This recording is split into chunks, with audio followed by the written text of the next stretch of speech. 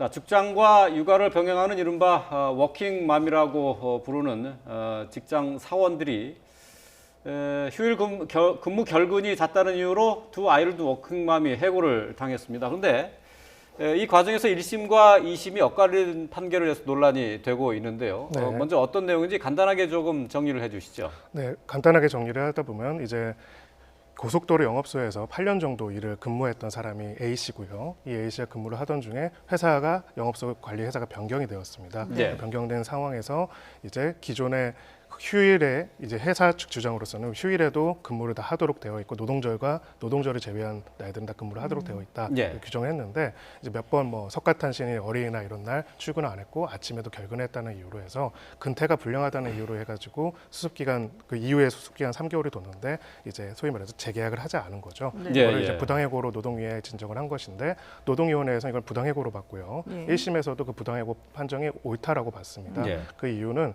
일단은 지금 원고 측의 주장 자체는 좀 다른 부분이 있는데요. A씨 주장 자체는 기존의 계약 내용이 그대로 승계되었다라고 봤고요. 네. 기존에 근무하는 형태대로 자신은 근무를 했던 것인데 새로운 근무 조건이 바뀐지를 몰랐고 바뀐 것도 않았다라는 게 처음 주장이었고요.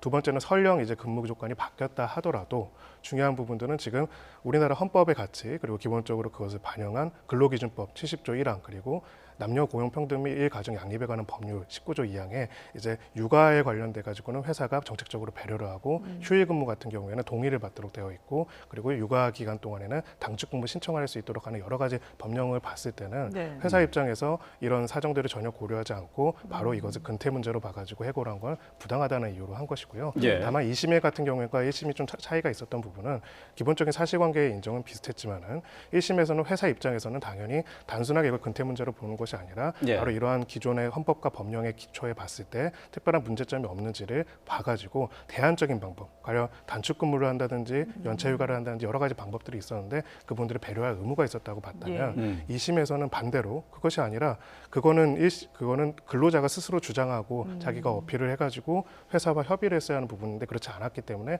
이것을 회사의 부당해고로 볼 수 없다라고 그렇게 판정된 사안이라고 할 수 있습니다. 예. 좀 정리를 해보자면은 1심과 2심 뭐 똑같이 이 직장맘의 경우에 그러니까 휴일 근무하고 이른 아침에 근무를 거부했다는 것을 좀 문제가 있다라고 봤지만은 결국은 이제 이걸 판단 근거로 해서 정식 근로계약을 맺지 않은 것은 합리성이 없다라고 하는 부분에서 판결이 갈린 것 아닌가요? 제가 이제 보충해서 좀 설명을 드리면 네. 이제 이분이 2008년도부터 계속 이 서무주임으로 일을 했습니다. 네. 이제 도로관리와 관련해서. 그런데 2017년도에 이제 회사를 바뀌면서 이제 새로운 회사가 들어온 거죠. 그러면 근로계약을 다시 써야 하거든요. 네. 그러면 새로운 회사에서 이제 정식 계약하기 전에 수습을 거쳐요. 그게 한 3개월 정도 기간인데 아마 이분의 어떤 굉장히 어려움도 이해할 만한 측면이 있어요. 왜냐하면 1살과 6살 되는 아이를 키우고 있거든요. 그러면 전에 회사에서 근무할 때는 본인이 휴일날은 다 쉬었어요. 그래서 애 키우는데 별 문제가 없었어요. 그런데 새로운 회사로 들어왔는데 수습 3개월 하는 동안에 이제 애를 키우려는데 근로 조건이 바뀐 거죠. 예. 그래서 9시부터 저녁 6시까지 근무를 해라. 그리고 쉬는 날은 주말하고 그다음에 노동절만 쉬어라. 그러니까 다른 공휴일 때는 애를 볼 수가 없는 겁니다. 예. 그러다 보니까 3개월 동안 수습 기간 거치면서 본인이 그냥 회사에 허가 받지 않고 마음대로 근무를 쓰지 않는다랄지 네. 특히 이제 추가적으로 한 게 초본 근무라고 해서 이제 영업 수납을 하는데 아침 7시까지 출근해야 돼요. 그러면 애를 키울 수가 없잖아요. 예. 애를 어디 뭐 어린이집 같은데 데려다 줄 수 없으니까 본인이 무단으로 그냥 출근 안 했어요. 예, 회사에서 예. 양해를 구했는데도 예. 불구하고. 네네. 그래서 이제 1심 자체는 이거 자체는 회사의 어떤 정식 계약 체결하는 데 있어서 중요한 부분은 그 어떤 그 양육권이다. 자녀의 양육권. 그걸 갖다가 이걸 회사에서 강요를 하면 안 된다는 취지로 해서 예. 1심에서 승소를 한 거예요. 예. 근데 2심에서는 만약에 이 근로자가 워킹맘이 자기의 그런 사정을 회사한테 알렸어야 한다는 거죠. 그래서 충분히 이해를 구했어야 하는데 구하지 않았기 때문에 1심과 달리 2심에서는 정식 계약을 체결하지 않는 것이 이제 정당하다 이렇게 판결을 한 거죠. 그래서 이 부분도 사실은 굉장히 뭐 1심과 2심이 달라졌는데 이 워킹맘의 어떤 환경도 이해할 수 있는 충분한 것이 있어요. 네네. 근데 예. 그 절차 과정에서 이제 회사와 충분한 소통을 안 했고 이제 소통 과정에서 회사는 우리는 그런 걸 통보받지 못했고 협의한 적이 없다 했기 때문에 네. 아마 2심은 굉장히 법률적으로 엄격하게 판단을 한 것 같아요. 그래서 결국 이제 회사와 손을 들어줬는데 예. 아마 이후에도 과연 자녀 양육권과 관련해서 어떤 거에 우선권을 두어야 할 것인가 그러게요. 이제 그 부분도 상당히 앞으로 네. 분쟁이 될 것으로 보입니다. 그 2000년도에 이제 우리가 그 사교 그러니까 과외 금지에 관한 것이 위헌이라고 헌법재판소에 결정이 난 적이 있거든요. 예, 예. 그때부터 이제 장애 양육권이 굉장히 이제 우선적인 그런 개념으로 법제에서는 변했어요. 예, 그래서 예. 향후에서 아마 회사에서 정식 근로계약 체결하기 전에 만약에 이 워킹맘이 나 이런 이유가 있기 때문에 나는 쉴 수밖에 없고 애들을 자녀 양육을 해야 한다고 그걸 그냥 말만 했어도 예. 아마 2심에서 승소했을 거예요. 아, 근데 예. 그런 얘기를 전혀 안 했고 3개월 동안에 회사 이 얘기하면 한 5번 정도 이제 무단 뭐 결근을 하든지 아니면 나오지 않았기 때문에 예. 이제 그 부분이 좀 불리하게 영향을 미친 것으로 보입니다. 예. 근데 지금 뭐 직장과 육아를 병행하고 있는 여성들이 많기 때문에 이 판례가 아주 중요한 그런 선례가 되지 않을까 싶은데 만약 그러면 1심과 2심이 이렇게 엇갈렸는데 대법원까지 간다면은 어떤 판결을 예상해 볼 수가 있을까요?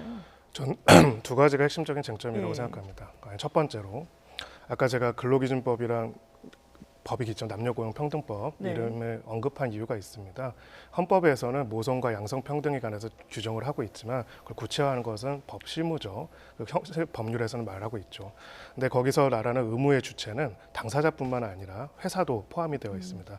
회사가 그런 부분에 있어서 적대적인 환경을 만들지 말아야 한다는 것이죠.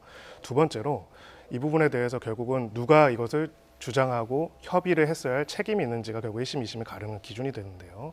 자, 생각을 해보면 객관적으로 봤을 때 법률가들이 잘 실무를 모르면서 봤을 때는 그렇게 볼 수가 있습니다. 회사와 근로자는 대등한 관계이기 때문에 대등한 계약의 주체니까 서로 협의해서 하면 되는 거 아니냐. 예. 그러니까 당신이 얘기 안 했으면 그건 당신의 책임이 아니냐. 2심이 이렇게 본 거예요. 예, 예. 근데 과연 대등한 존재일까요? 로펌에서 소위 말하는 잘 나가는 고년차 여성 변호사들도 여기서 말하는 남녀고용평등법 19조 2항에 따른 근무시간 단축을 이야기하는데 꺼내는 것조차 굉장히 부담스러워합니다. 고민하다 꺼냅니다. 네. 네. 근데 지금 수습기간 3개월 그리고 사실 회사가 변경돼서 자기 해고될 수도 없는 그런 상황에서 적극적으로 여기 있는 법령상의 제도들을 해가지고 협의를 주도할 수 있는 것은 사실은 어렵다는 것이죠. 그렇다면 회사로서는 물론 이 부분에 대해서 언급을 안 했다고 2심 지금 보도에는 나와 있지만은 객관적으로 봤을 때는 아예 언급을 안 했다기보다는 그 부분에 대해서 언급을 한 내용이 입증이 안 된 것으로 보는 게 좀 맞다고 생각을 합니다. 예. 5번 결근하면서 그 이유가 전혀 밝혀지지 않을 수는 없기 때문이죠. 그래서 기본적으로 대법원 판례에서는 이 부분을 고민하며 있어가지고 과연 회사와 근로자에 있어서 이 양성평등과 육아를 보호해야 하는 부분에 있어가지고 누군가가 더 책임을 지고 배려를 해야 하는지에 대해서 과거와는 다른 좀 전향적인 판결이 나올 가능성이 저는 있다고 생각합니다. 예. 짧게 한 말씀 드리면 예, 일단 중요한 건 이제 자녀의 양육권이에요. 그러니까 헌법상 기본권이라 할 수 있는데 예. 대법원에서 아마 가장 집중적으로 아마 심리할 부분은 그러면 이런 자녀의 양육권에 대해서 회사가 어느 정도의 필요한 조치를 해야 할 의무가 있느냐. 예. 아마 그 부분이 단적으로 말하면 이제 쟁점이 될 것을 보입니다. 그래서 적어도 이렇게 불가피하게 자녀를 양육할 수밖에 없는 입장이라고 한다면 뭐 여러 번의 어떤 결근이랄지 무단 조퇴랄지 이런 것도 이 정도에서는 감수해야 하는 거고 네. 또 그런 걸 사실은 양육할 수 있도록 환경을 조성해 줘야 하는데 회사에서 그러한 필요한 조치를 하지 않았다고 한다면 그 자체는 회사 책임이다. 네. 이렇게 결론이 나면 아마 대법원서 2심의 판결이 뒤집어질 가능성이 있다고 봐요. 아, 예. 그렇군요. 예. 있습니다. 자, 근로자 스스로 자기 권리를 보호하기 위해서 요구할 건 요구를 해야 한다고는 했지만은 실제적인 상황에서는 그렇게 실행될 수 없는 상황이 있다는 것도 충분히 납득할 만한 얘기고요. 또 그리고 기업 입장에서는 자녀 양육권에 대해서 충분히 고려를 해야 된다 하는 점을 다시 한번 좀 생각을 해야 될 것 같습니다. 예.